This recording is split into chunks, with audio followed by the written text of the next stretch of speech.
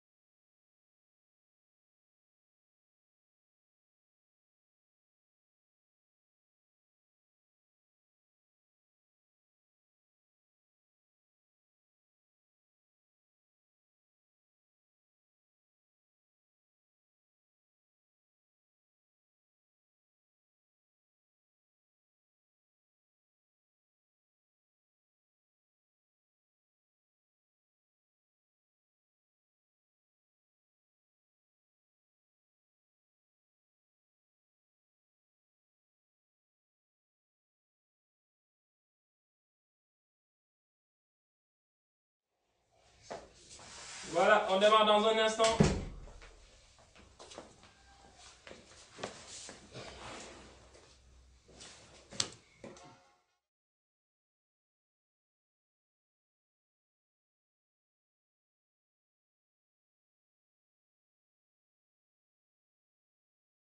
Voilà, on démarre dans 30 secondes.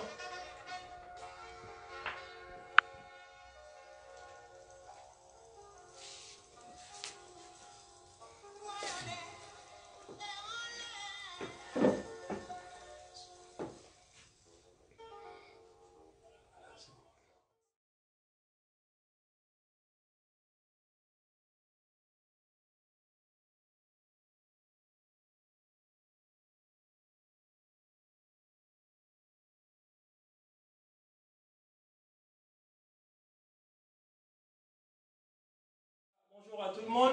Encore une fois, bienvenue dans votre émission sur Marketing TV Monde. Donc, aux chers internautes, de partout, on vous transmet toutes nos salutations.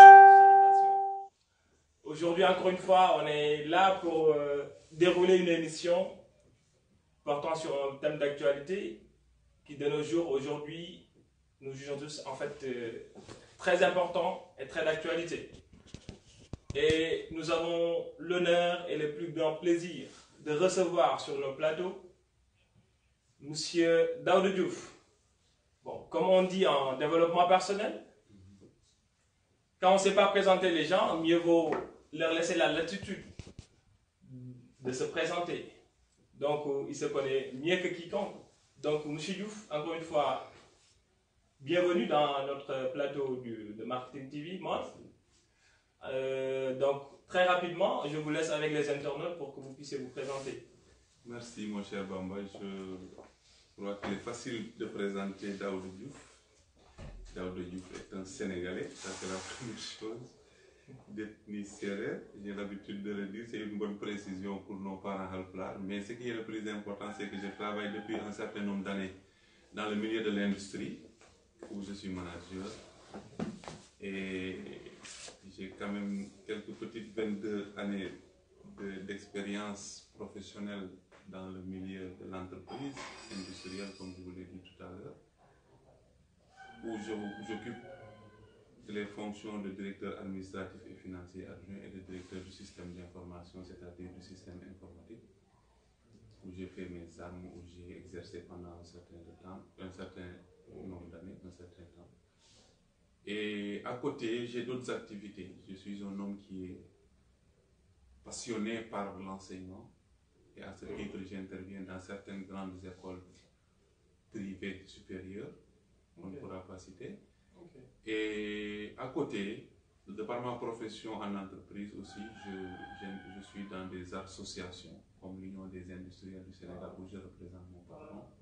Et à ce titre, je siège un peu, qui est affilié, je dois le préciser, à la Confédération nationale du patronat.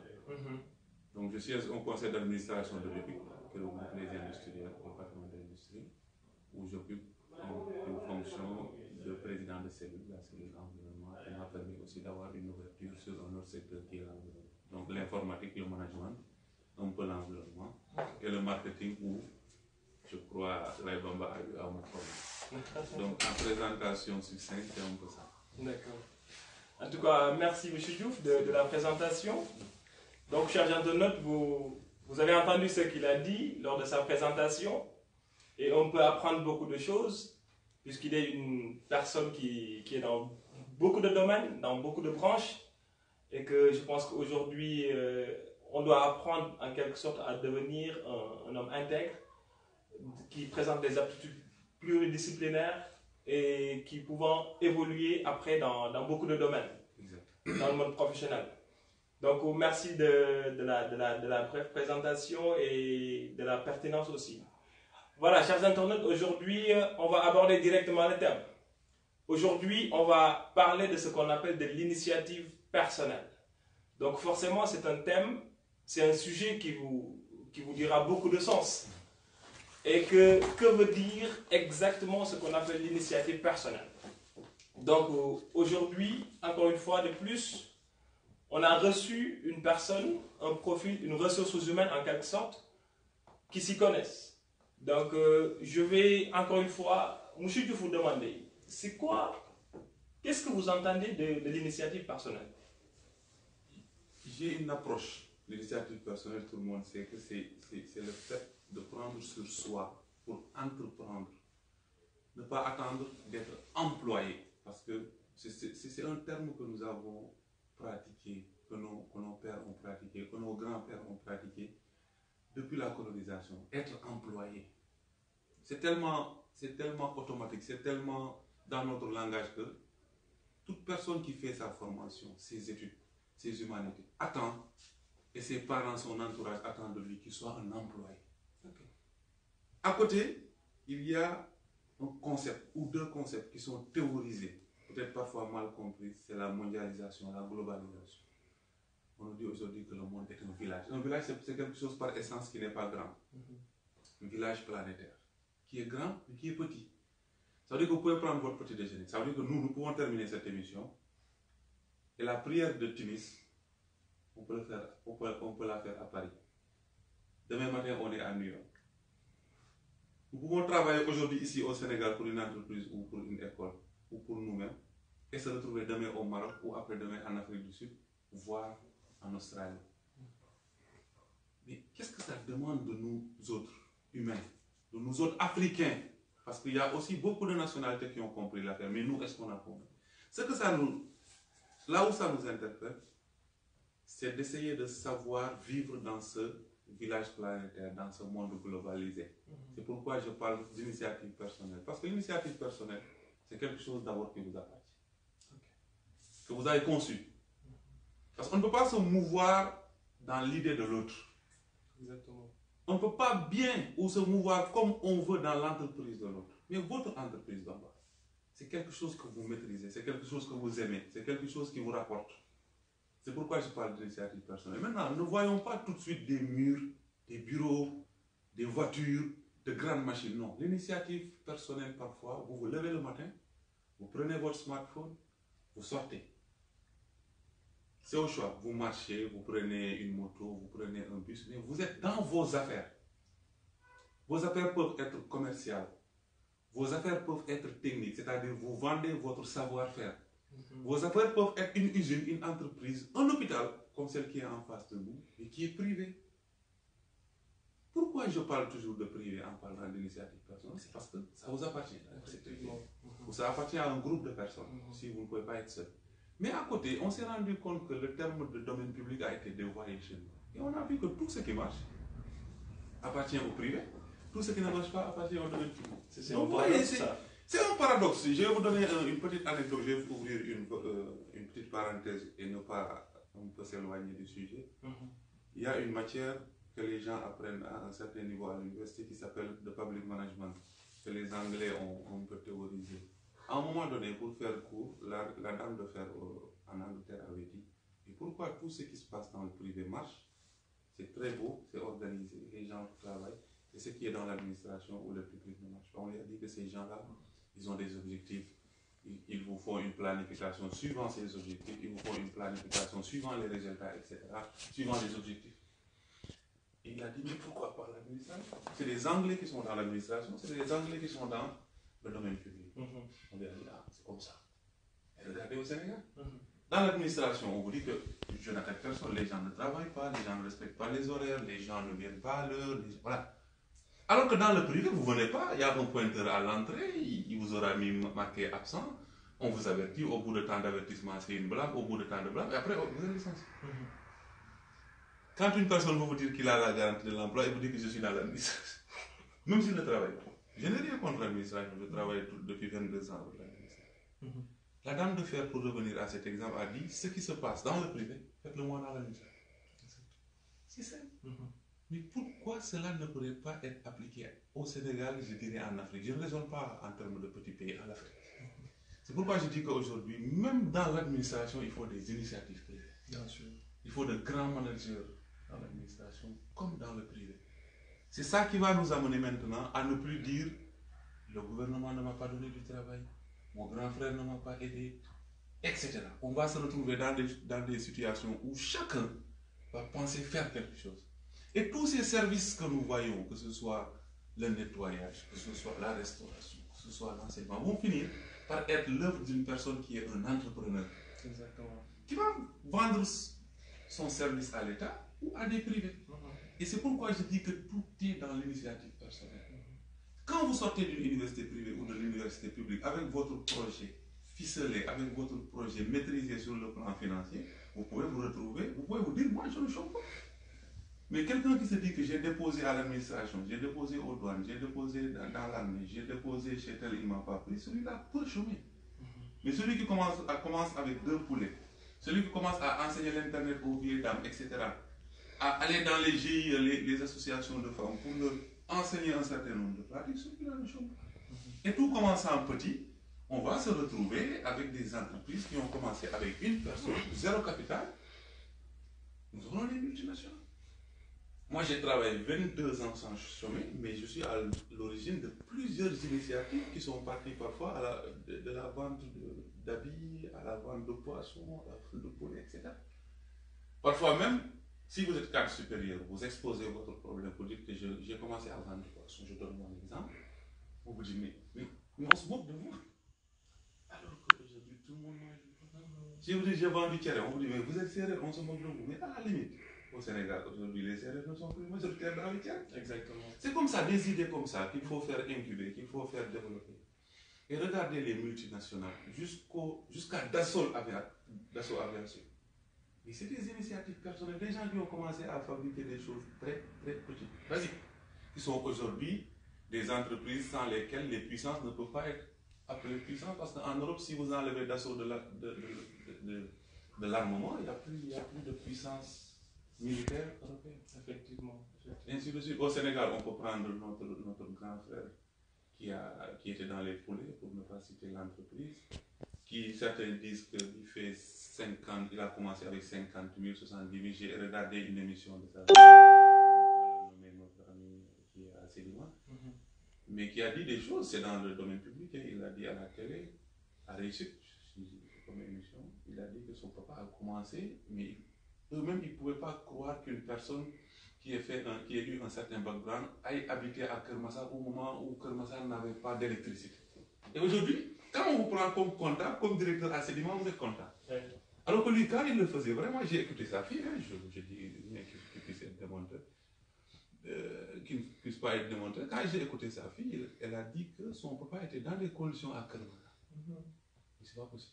J'ai écouté le propriétaire d'une des entreprises, pour ne pas le citer, de céréales et de lait, Diabot, qui disait qu'il était dans un confort salarial tel qu'il vivait dans une maison peut-être de je ne sais pas combien de mètres carrés avec piscine et tout, qui a dû revenir dans une maison d'amitié 1 qui ne fait même pas 150 mètres carrés, pour reprendre et regarder aujourd'hui ce que représente les Mohamed Diabot dans le milieu de l'entreprise au Sénégal.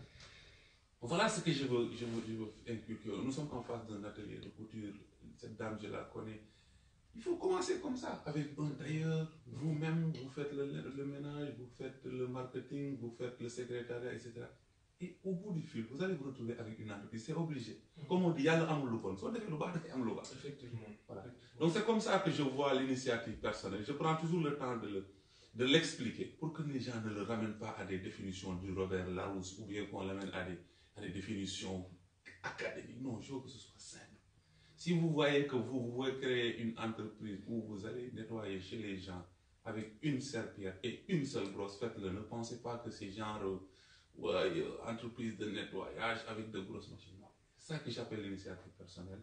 Et j'ai l'habitude de théoriser une chose. Je ne sais pas si je suis seul dans mon cas, mais je crois que c'est ça l'avenir de l'Afrique.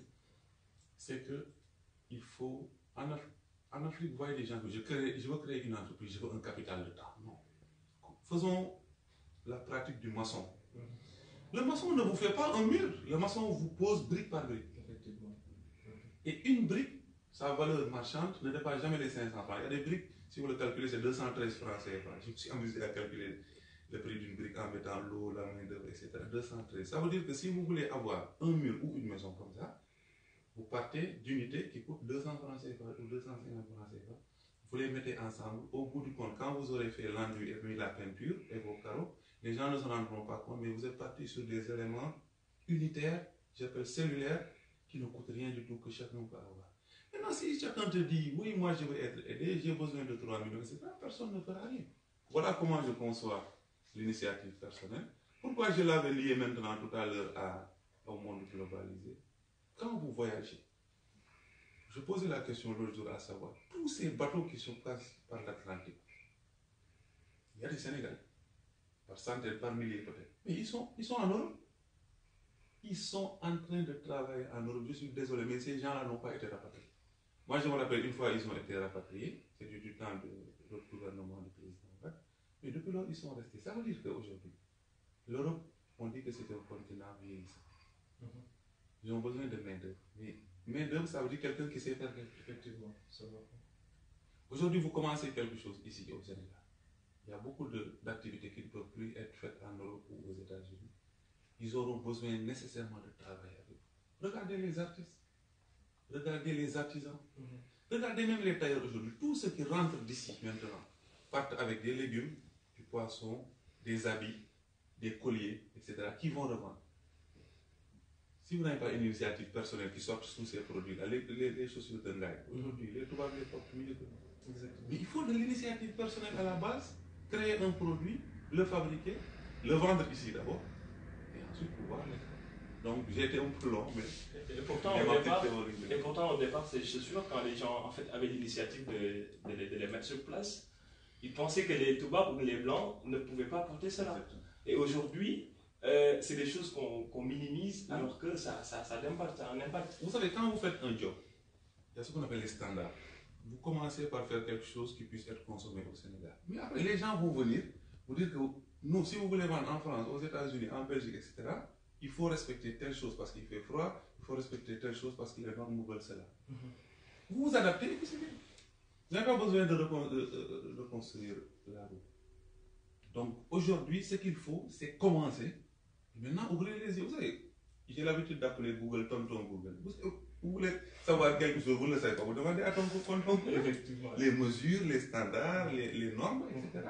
Et ensuite, voilà, vous avancez dans votre vie. Effectivement. Pour moi, c'est ça l'initiative. Effectivement. Mais dans votre intervention de tout à l'heure, j'ai pu retenir certains points. C'est-à-dire qu'aujourd'hui, le preneur d'initiative doit d'abord accepter de sortir de sa zone de confort. Exact. Parce qu'aujourd'hui, l'exemple ou bien les exemples que vous avez donnés, à travers ce qu'on appelle M. Babacar Ngom de Sédiment, à travers le propriétaire de Sénélec et des Diabotes, qui aujourd'hui est un produit tellement utilisé par nos familles. Donc aujourd'hui, si ces gens n'avaient pas opté pour le renoncement, c'est-à-dire le fait de quitter de leur zone de confort, effectivement pour aller, parce qu'il a pu dire non à un certain nombre de luxes pour aller habiter à une maison de petites mètres carrés. Et puis voilà, accepter de reprendre. C'est parce qu'il était visionnaire, il avait un objectif dans la vie.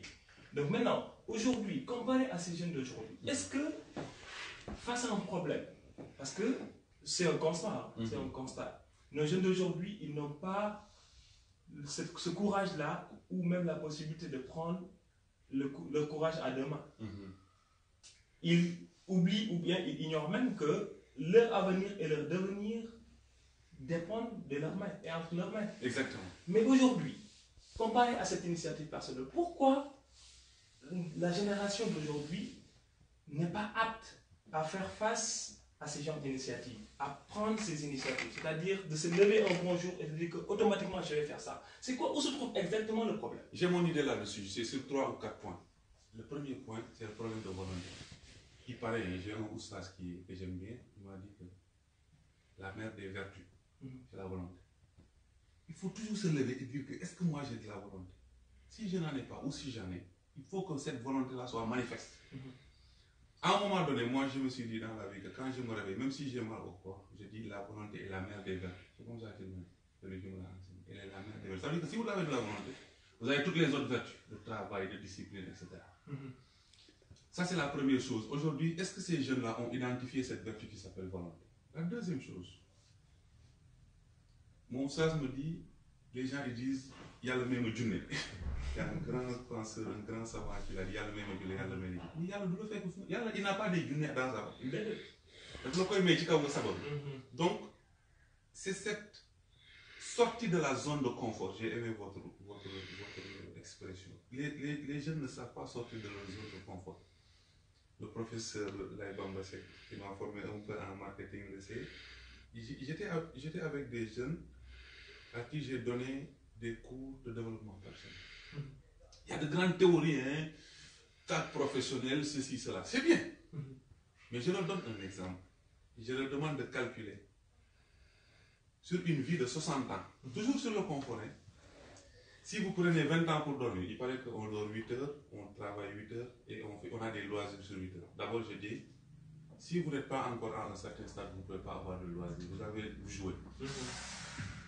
On a essayé de calculer le nombre d'heures de time, ce qu'on appelle le time pour le Sénégal. Nos habitudes. Nos habitudes, quoi. Après, vous mettez, parfois, les gosses m'ont dit que parfois ils mettent 3 heures de temps pour faire du time. Si vous mettez 3 heures de temps, vous vivez 60 ans. Ça veut dire que si vous mettez 8 heures de temps, vous avez dormi pendant 20 ans sur les 60 ans, c'est ça? Exactement. Si vous donnez un tiers des 24 heures, c'est un tiers de votre vie, un tiers de 60 ans, c'est 20 ans. Oui. Quelqu'un qui vit au Sénégal 60 ans, dort 20 ans.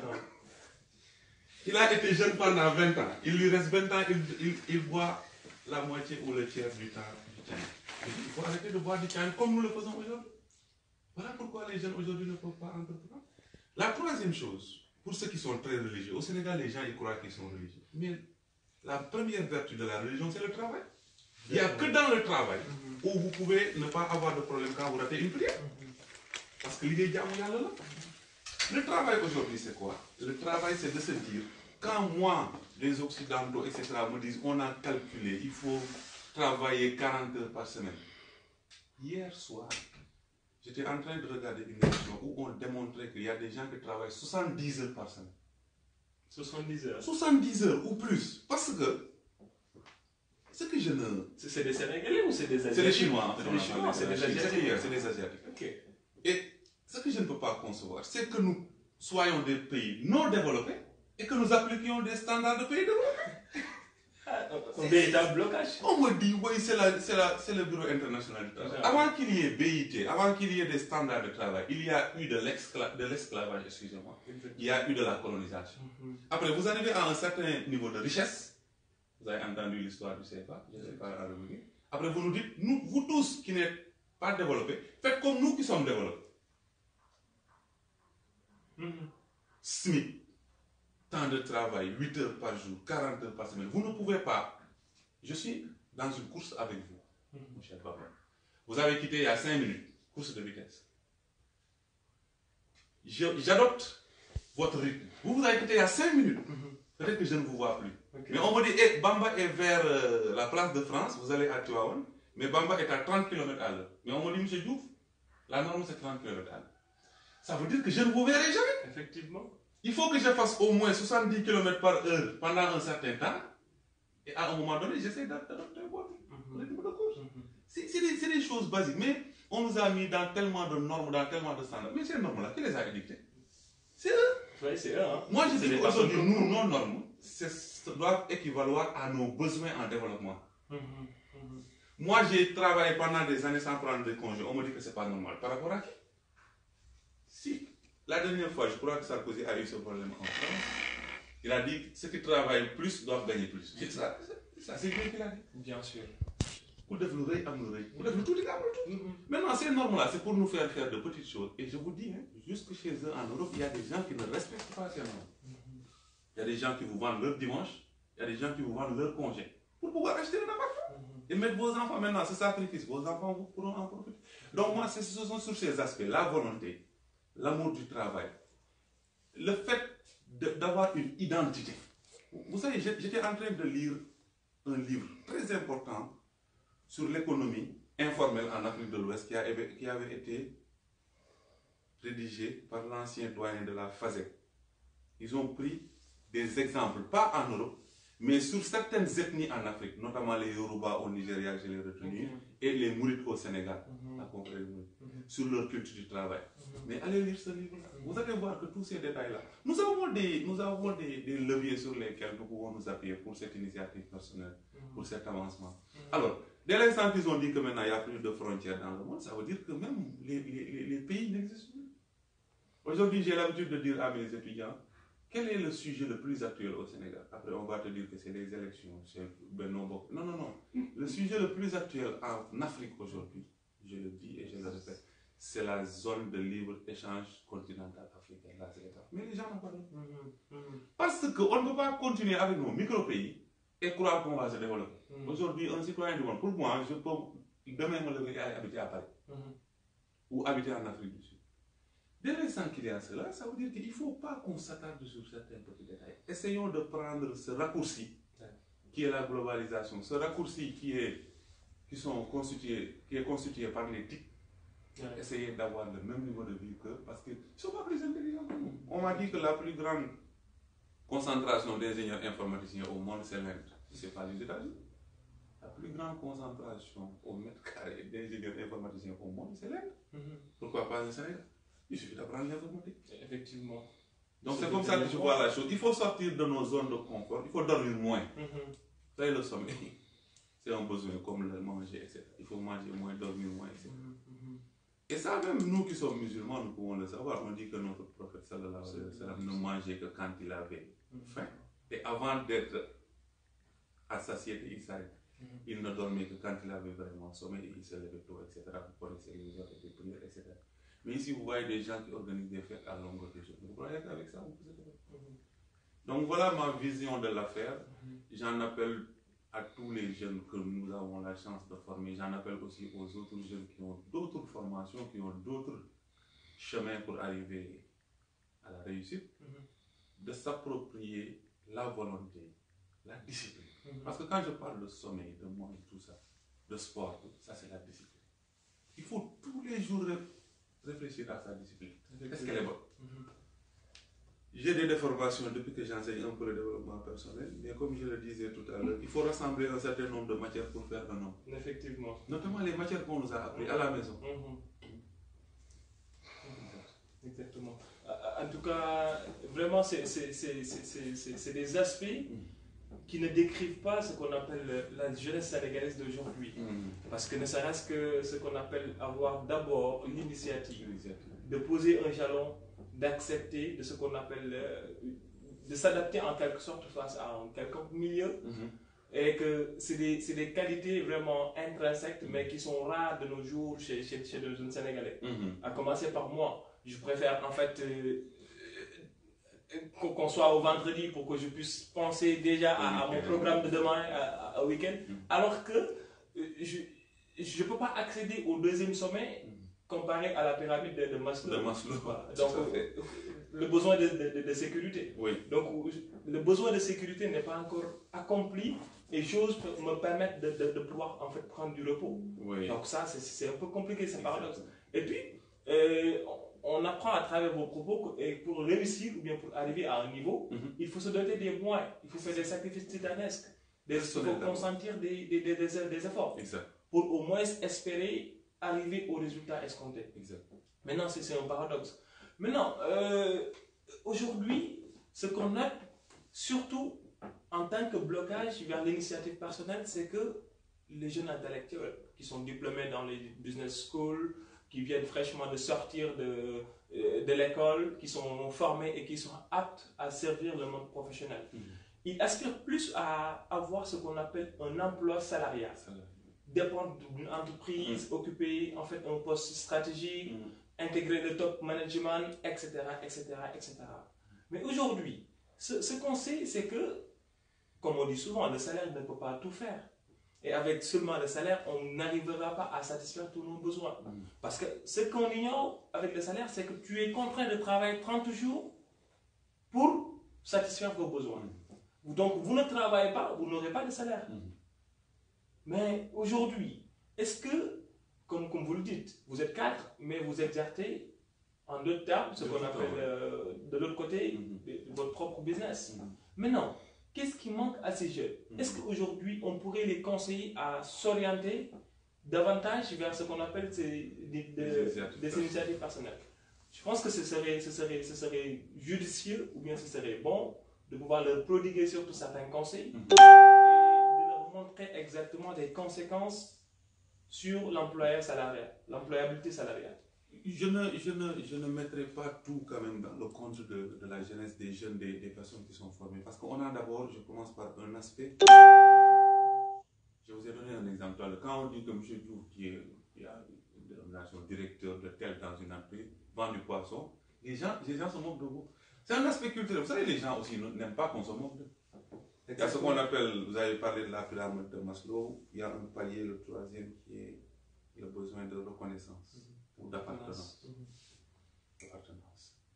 Quand vous appartenez à une communauté mouride, à une famille Diouf ou à une ville X, vous ne voulez pas être le dernier. Et ici, le dernier, ce n'est pas la personne qui gagne moins, c'est la personne qui paraît mieux. Il y a votre père qui va vous dire. Moi, j'ai eu cette remarque une fois, quelqu'un qui m'a dit yo dal war nga changer nu ngay solo yow directeur. Vous voyez, ce sont des pesanteurs. Effectivement. Si votre maman vous dit je ne voudrais pas avoir un enfant qui vend des poulets, si, alors que tu as été jusqu'au doctorat, etc. Ça, c'est des pesanteurs sociales. Et en développement personnel, il y a un certain nombre de pesanteurs sociales, même dans la création d'entreprises, qu'il faut affronter. Je dis aux jeunes aussi, avoir de la volonté, mais avoir du courage. Il y a un savant sénégalais qui est une référence pour moi qui dit au Sénégal, si vous voulez réussir, vous vous rebellez d'abord contre votre famille.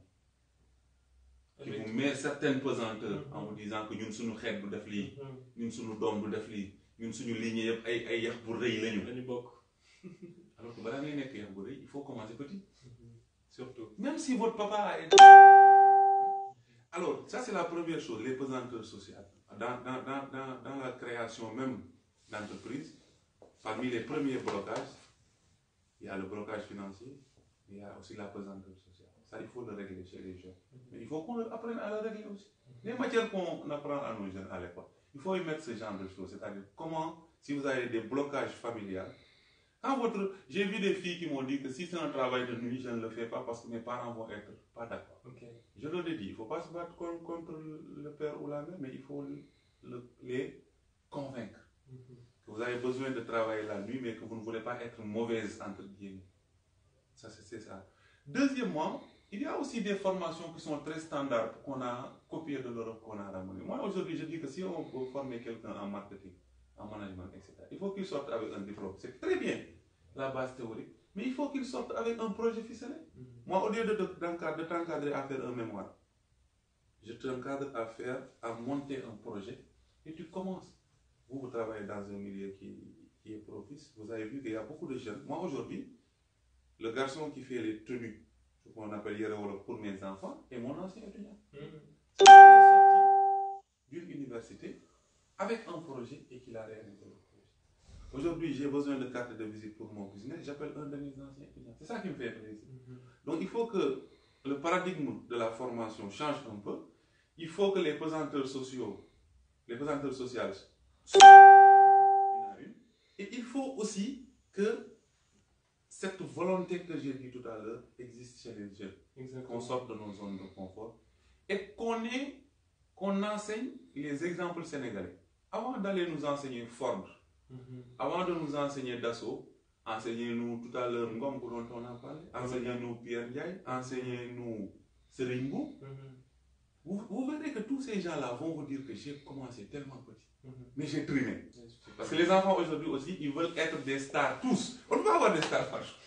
Ils s'habillent tous de la même manière, ils s'habillent cher, etc. Alors qu'aujourd'hui, vous voyez quelqu'un, il peut vendre ses chaussures, parce qu'il y a des boss qui te portent des pompes à 100 000.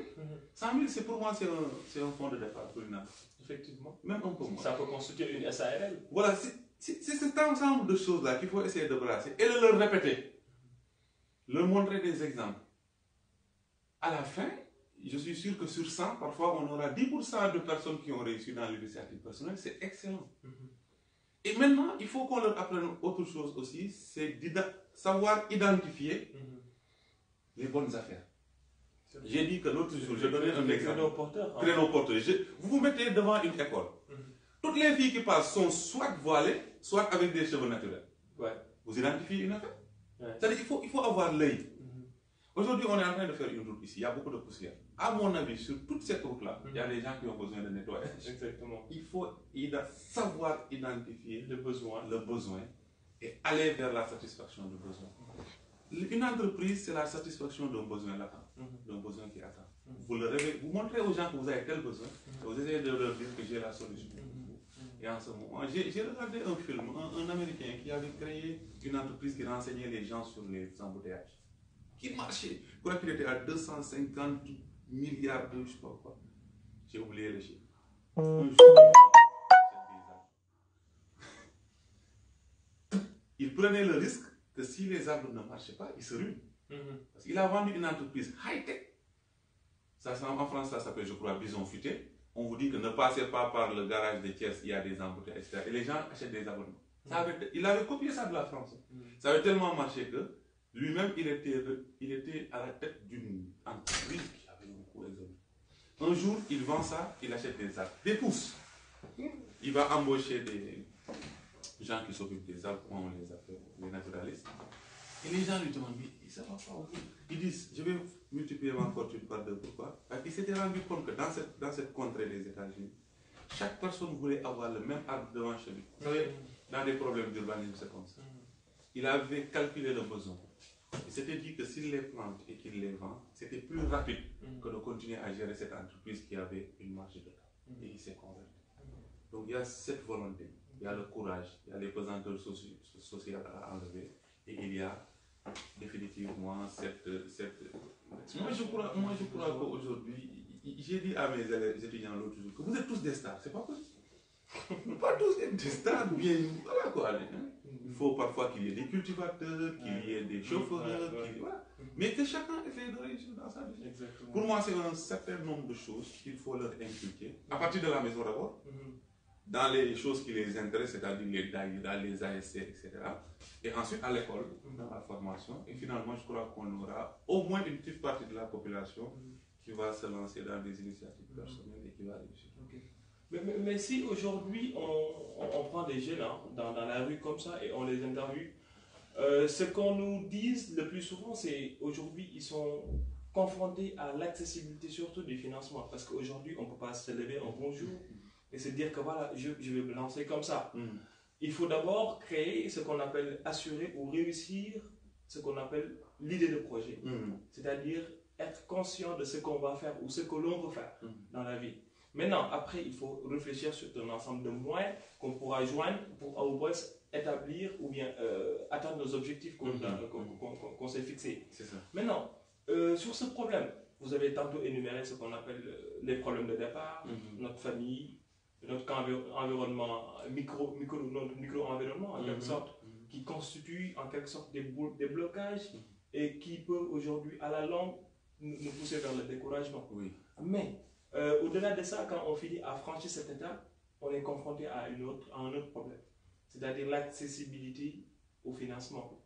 Parce qu'il y a des gens qui vous disent que je n'ai rien dans les poches, je ne peux pas entreprendre. Mais est-ce que une personne qui est là, qui a une idée, et qui n'a pas les moyens de démarrer son business, est-ce qu'il peut en fait y arriver? Donc vous avez parlé de Baba Ngom tout à l'heure, ainsi de suite, ainsi de suite.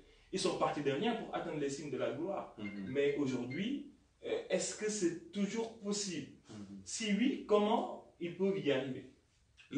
Parmi en développement personnel ou bien en création d'entreprise, on enseigne ce qu'on appelle les étapes de création d'une entreprise ou d'un projet.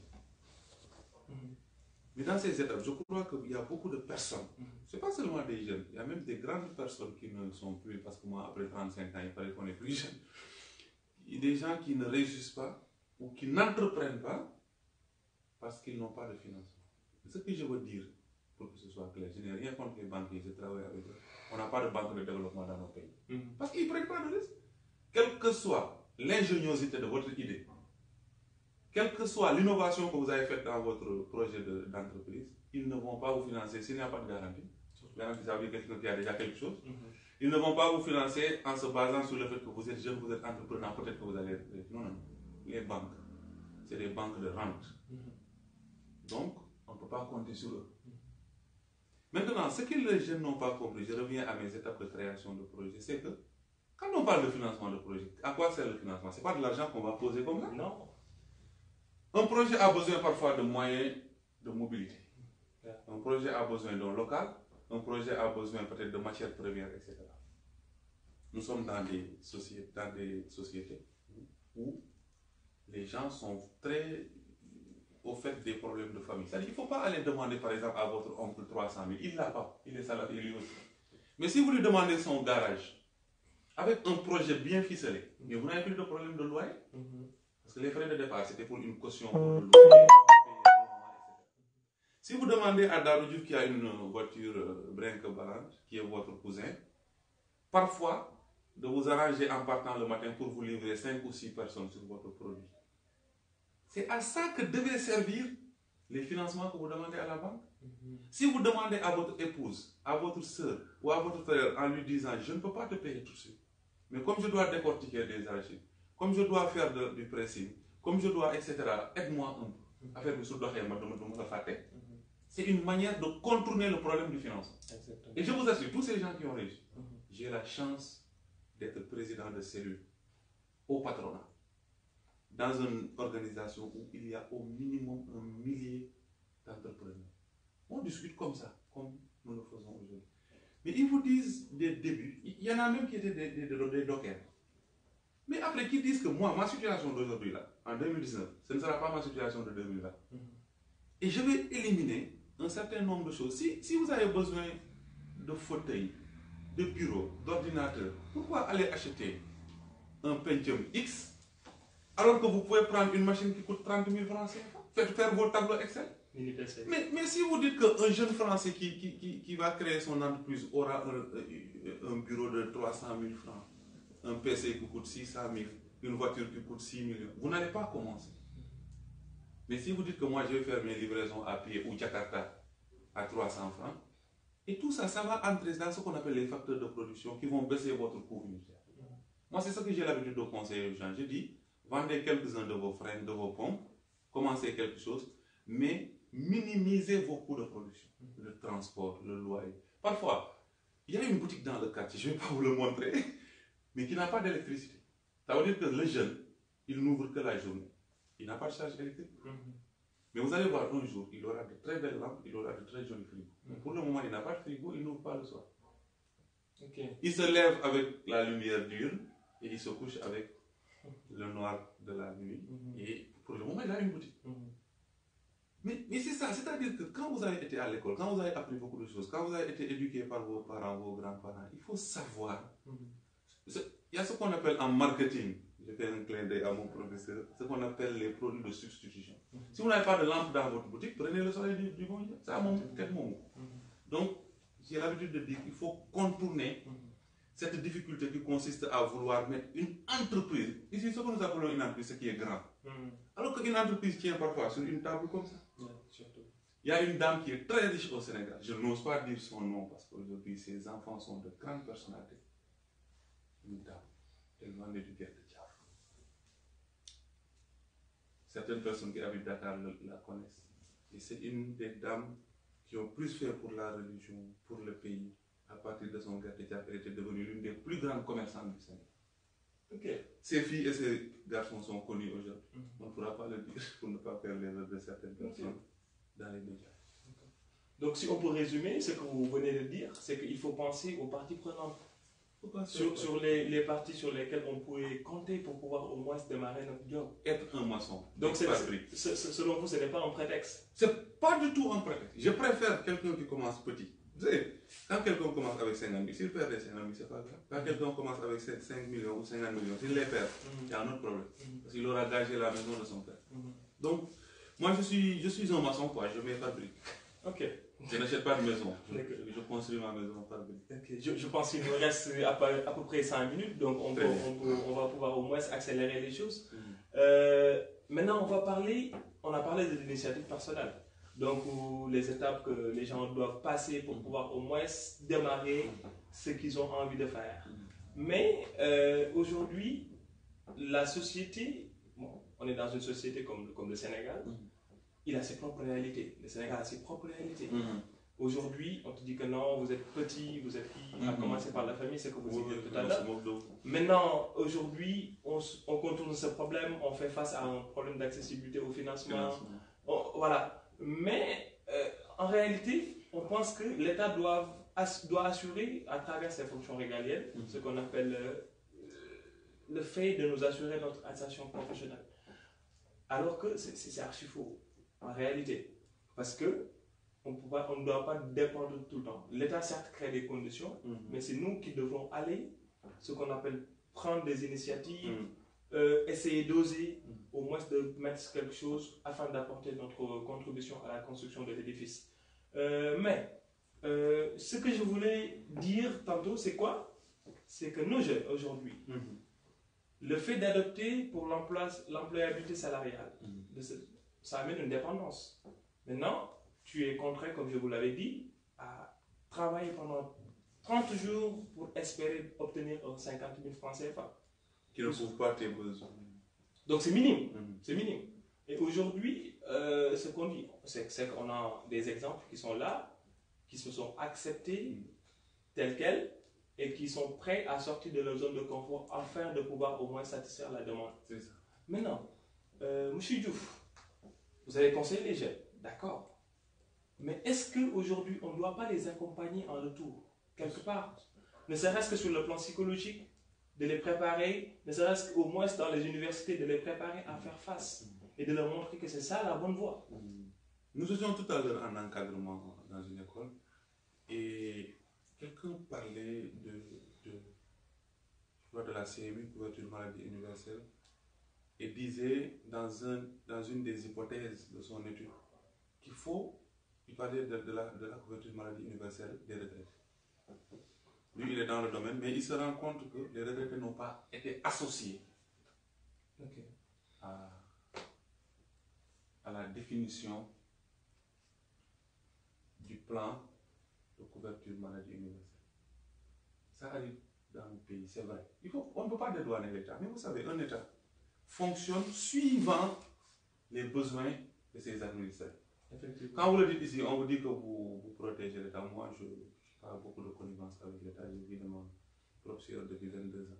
Mais l'État, aujourd'hui, c'est nous autres citoyens, nous autres jeunes, nous autres retraités, nous autres Sénégalais, pour faire un résumé, qui devons amener à l'État vers certaines politiques. Je vais vous donner un exemple très simple.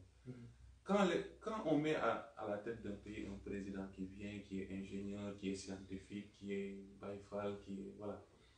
Il a une vision. Vous croyez que cette personne peut mettre en œuvre sans vision si cette population est réfractaire à sa vision? Aujourd'hui, au Sénégal, on vous dit que le pays est saleté. Vous saletez le pays. Après, il faudra payer de l'argent pour nettoyer. Alors qu'il est tellement plus facile de ne pas saleter. Mais les gens, même leurs maisons sont sales. Et le président va fonctionner comme ça. Moi, je suis désolé. Si les gens étaient propres, à un moment donné, si le gouvernement ne fait pas son travail du point de vue de la propreté, vous voyez, le problème des gilets jaunes, on est à la 23e semaine. Effectivement. Ça veut dire que c'est un problème que les Français vont imposer à Emmanuel Macron. Maintenant, ça c'est une chose, je ne critique personne, mais je sais qu'aujourd'hui, nos États fonctionne en fonction, excusez-moi de ce pléonasme-là, fonctionne selon la nature des administrés. Quand on dit dëkk bi doxul, c'est les gens. Dëkk du dox. Le Sénégal, on ne l'a jamais croisé aux États-Unis, le Sénégal en tant que pays géographique. Ce sont les Sénégalais qui vont aux États-Unis. C'est que les Sénégalais eux-mêmes, tout ce qu'ils te disent, ils le font comme grief. C'est eux-mêmes qui le font. Il n'y a qu'à se lever le matin, à 6 h du matin. Vous connaissez l'heure de la prière du matin? Actuellement, c'est à 52. Ouais, 52. 52, moins 8. Si vous vous levez à 6 h. C'est 5h52. 5h52, 6 h. Si vous vous levez à cette heure-là, vous rencontrez personne. Les gens, ils dorment trop. Alors que c'est l'heure de la prière. Vous rencontrez personne ici. Pour les personnes qu'on rencontre surtout à Dakar, c'est nos mamans.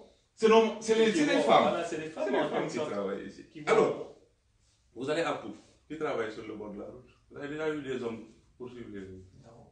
Sauf exception. Allez au marché central de poissons. Mais c'est ça le problème. Alors qu'il y a des jeunes qui sont tellement balèzes, ils passent tout leur temps à faire des pompes, qu'on ne voit pas dans ces milieux. Ça veut dire qu'ils ne se lèvent pas tôt, ils ne verraient pas à la mosquée, ils ne sont pas au marché aux poissons, ils ne sont pas. Maintenant, heureusement qu'il y a une petite, je fais parfois le nord, il y a une petite révolution avec le soblé et tout ça. Mais malheureusement, ici, le problème c'est que quand quelqu'un investit dans quelque chose, si ça va, tout le monde le fait. Il paraît que le kilo d'oignon est à 100. Ça ne marche plus. Ça veut dire qu'il y a l'initiative, mais il y a aussi l'innovation.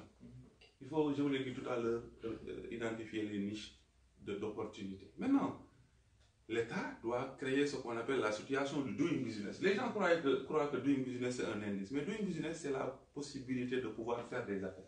Cette situation-là, c'est l'État qui doit le faire. Mais comme je vous ai dit, il faut qu'on y pousse l'État.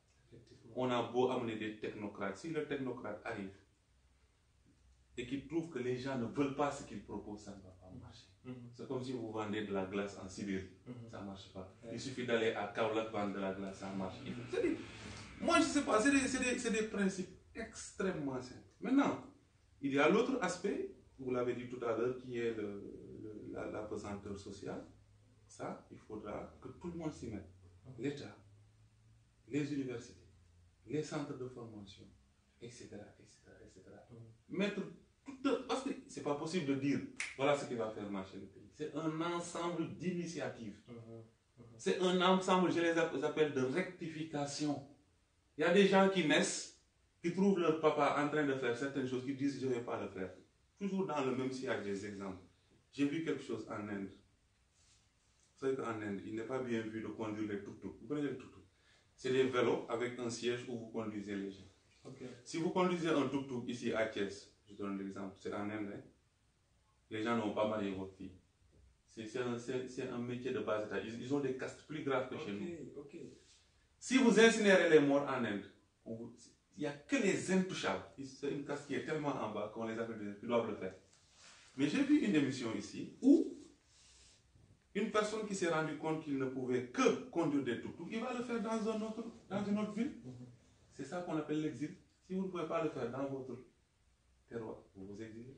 Vous allez à Touba, vous allez à Saint-Louis, vous le faites. Si vous gagnez un peu d'argent, vous revenez, vous faites ce qui est faisable ici. Je suis un peu extrémiste sur les côtés, mais j'ai dit le fond de ma pensée. Je vous remercie. Effectivement. En tout cas, on est très content et on a beaucoup appris de votre intervention. Donc, chers internautes, actuellement, on est obligé, ou bien on est contraint de se dire bye bye. Se dire au revoir. Au revoir ou à nous revoir, en quelque sorte. Et vraiment, les gens sont servis. Et puis voilà, je pense qu'ils disposent désormais assez de conseils, assez d'outils pour pouvoir au moins faire face en fait, de préparer leur avenir et leur devenir. Surtout les gens qui aspirent à entreprendre demain. Parce qu'aujourd'hui, beaucoup d'écoles le font de leur slogan, apprendre pour entreprendre. Mais quoi apprendre? Est-ce qu'on est prêt à entreprendre? Ainsi de suite, ainsi de suite. Est-ce qu'il existe en travers les réalités de pouvoir assurer un bon business?